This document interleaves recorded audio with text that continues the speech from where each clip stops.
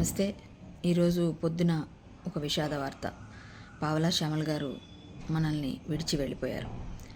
నిన్న రాత్రి నాకు తెలిసిన ఎప్పటి నుంచో నేను మానిటరింగ్లో ఉన్నాను.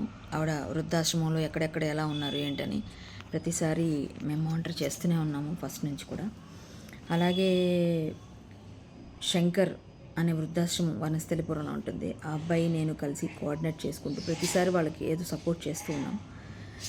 ఇప్పుడు నిన్న రాత్రి ఆయనకి ఫోన్ చేశారు వాళ్ళ అమ్మాయి వాళ్ళు, ఇలా బాగాలేదని. వెంటనే ఉస్మానియా జాయిన్ చేశారు. అనుకొని అంటే చాలా రోజులుగా ఆవిడ అనారోగ్యంగా ఉన్నారు, అందరికీ తెలిసిన విషయమే. అందువల్ల ఆవిడకి గుండెపోటుతో నిన్న రాత్రి కాలం చేశారు. ఇక వాళ్ళ కూతురు కూడా ఉస్మానియాలోనే ఉన్నారు. నేను ఇప్పుడు వెళ్తున్నాను, అన్నీ దగ్గరుండి ఫైనల్ రైట్స్ అయ్యే వరకు అన్నీ చేస్తాను.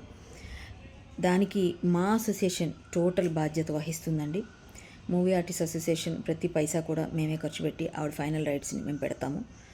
నేను ముందు నుంచి ఆవిడని టేక్ ఓవర్ చేసి చాలా విషయాల్లో నేను ఆవిడకి సపోర్ట్ చేసినందుకు గాను చాలా వాటిలో మనం ఆవిడకి ఆశ్రమాల్లో వాటిలో కూడా జాయిన్ చేసి ఉన్నాం. అందువల్ల నాకు అప్పచెప్పారు. అందులోనూ నేను నాకు తెలియంగానే మేము ఫైనల్ రైట్స్ చేద్దాం అనుకోగానే మా అసోసియేషన్ నుంచి మా గ్రూప్లోంచి మీరు దగ్గరుండి చేయించండి, బట్ మీరెవరు రూపాయి తీయొద్దు అని చెప్పారు.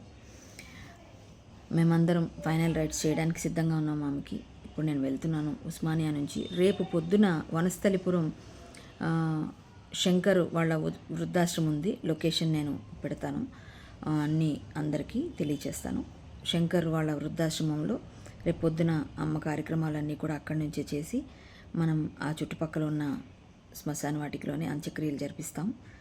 ఎవరైనా చూడాలనుకున్న వాళ్ళు, ఎవరైనా ఆవిడ్ని కడసారి చూపు చూడాలనుకున్న వాళ్ళు ఖచ్చితంగా రేపు వనస్థలిపురం వృద్ధాశ్రమానికి చేరుకోండి. ఇంకా వివరాలతో మళ్ళీ ఒక వీడియో తర్వాత మళ్ళీ నేను ఒక వీడియో క్లియర్గా ఇస్తాను. ఇక్కడ రేపు పొద్దున అయితే కార్యక్రమం, ఈరోజు మంగళవారం చేయకూడదు కాబట్టి రేపు పొద్దున మనం ఆమె ఫైనల్ రైట్స్ని మనం నిర్వహించుకుంటున్నాం. ఎవరైనా చూడాలనుకున్న వాళ్ళు నన్ను కాంటాక్ట్ చేయండి. ఎవరైనా ఏదైనా సమాచారం కావాలని నన్ను కాంటాక్ట్ చేయండి. నమస్తే. ఓం శాంతి.